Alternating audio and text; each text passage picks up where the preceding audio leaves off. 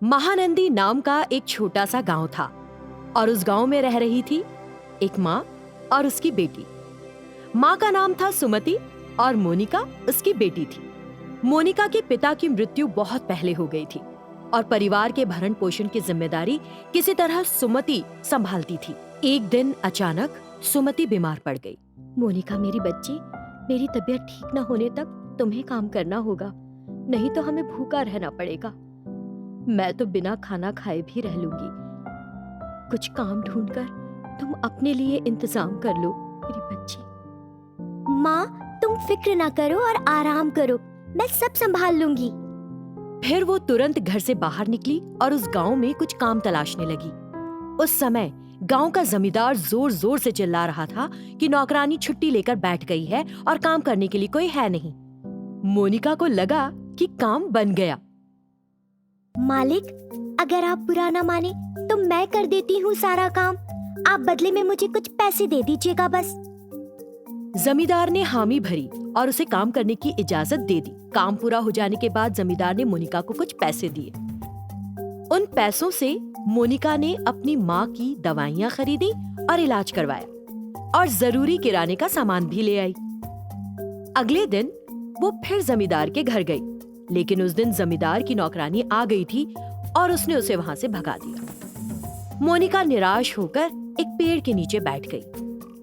तभी उस पेड़ से एक आम का फल नीचे टपका, जिसे देखकर मोनिका को एक उपाय सूझा।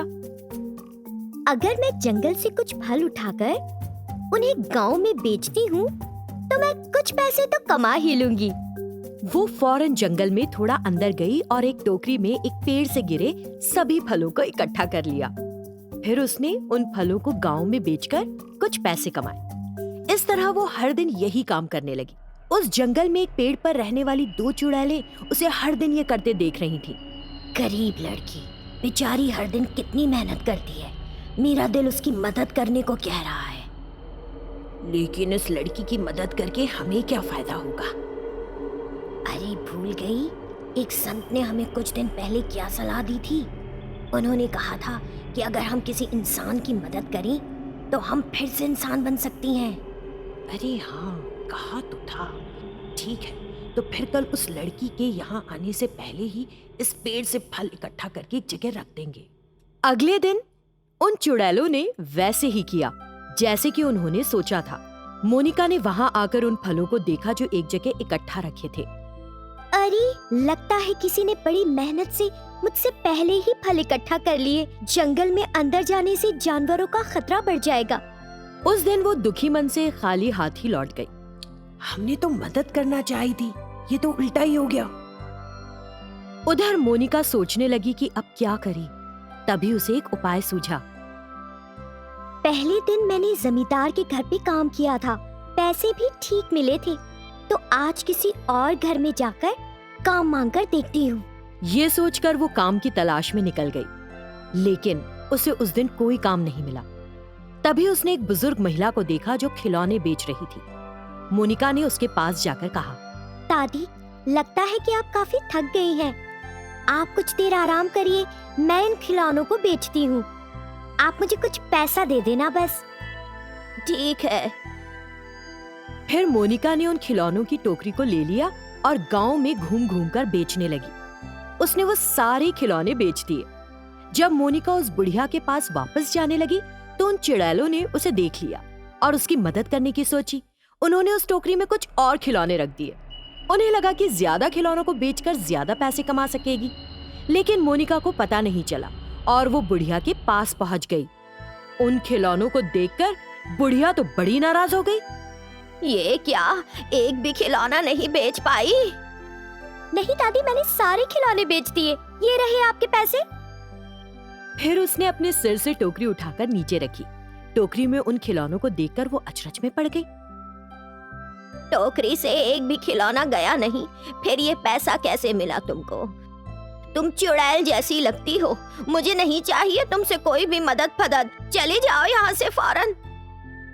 मोनिका जो उलझन में थी कुछ नहीं बोली और वहाँ से चली गई।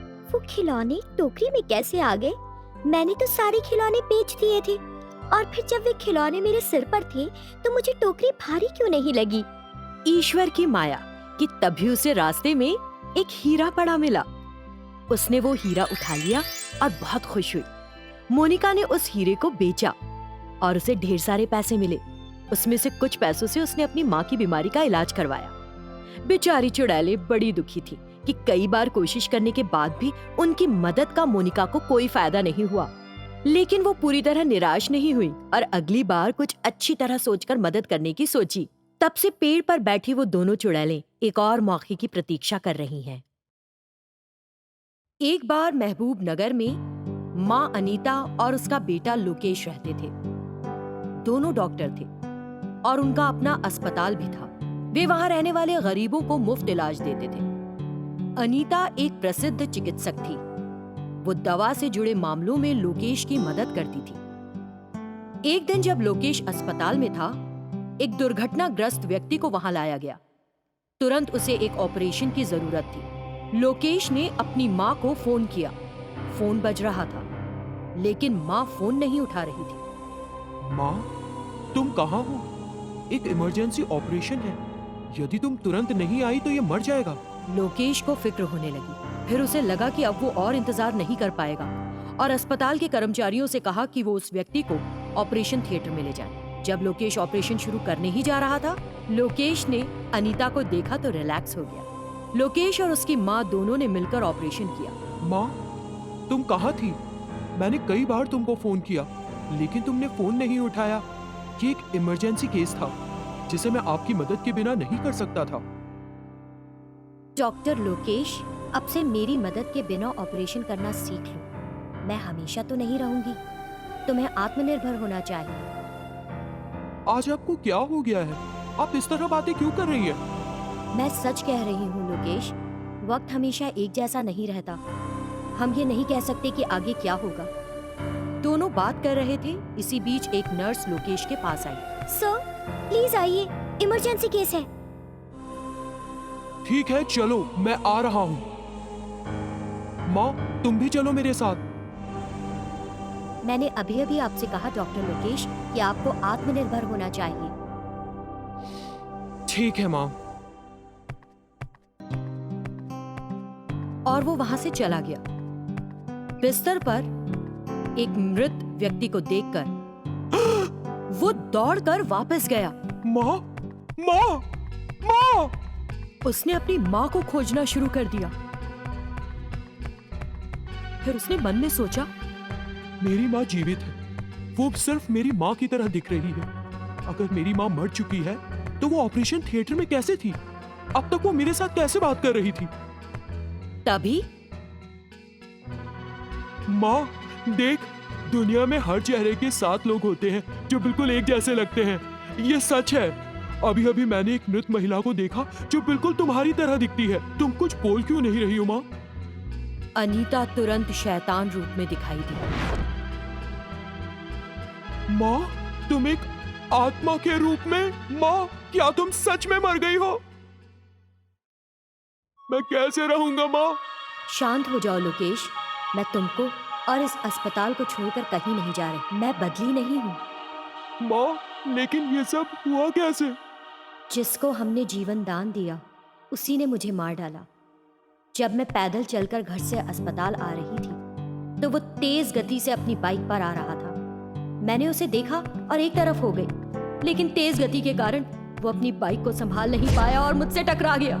मैंने तुम्हें कई बार कहा है ना कि तेज गति से वाहन चलाना खतरनाक है।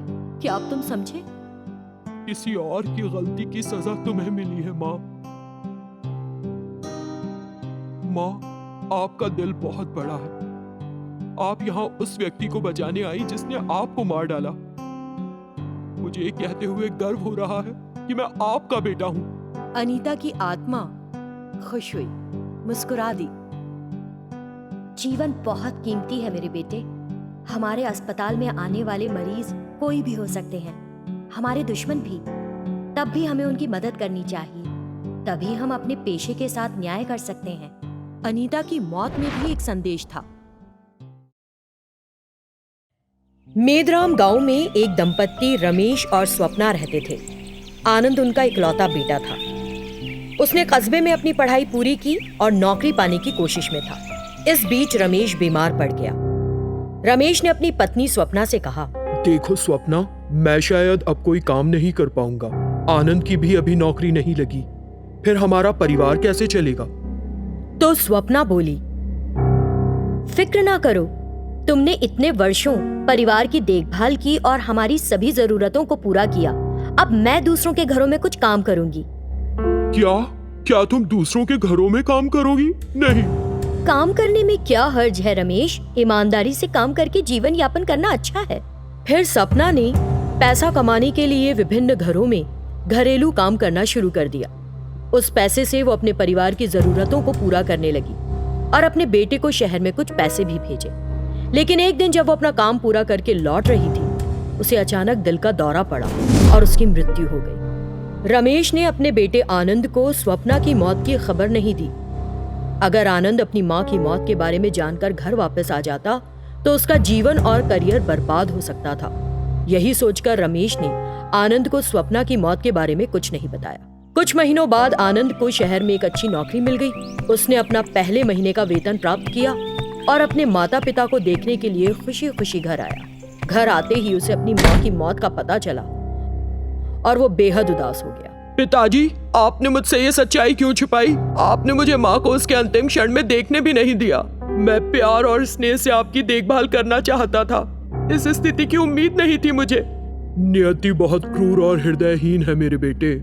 मैं भी इस दुनिया को छोड़कर जल्द ही तुम्हारी माँ के पास जाना चाहता हूँ। पिताजी, ऐसा मत कहिए। अगर मैं आपको भी खो दूंगा तो मैं कैसे जीऊंगा? वे दोनों कई दिनों तक बिना कुछ खाए पिए बस रोते रहे। एक दिन जब आनंद रात में सो रहा था, उसकी माँ की आत्मा उसके सामने प्रकट हुई और बोली, मेरे बेटे, मैं तुम्हारी माँ हूं। मैं तुम्हारे लिए आई हूं। मैं तुमको भूखा नहीं देख सकती। मेरी बात सुनो, कुछ खा लो।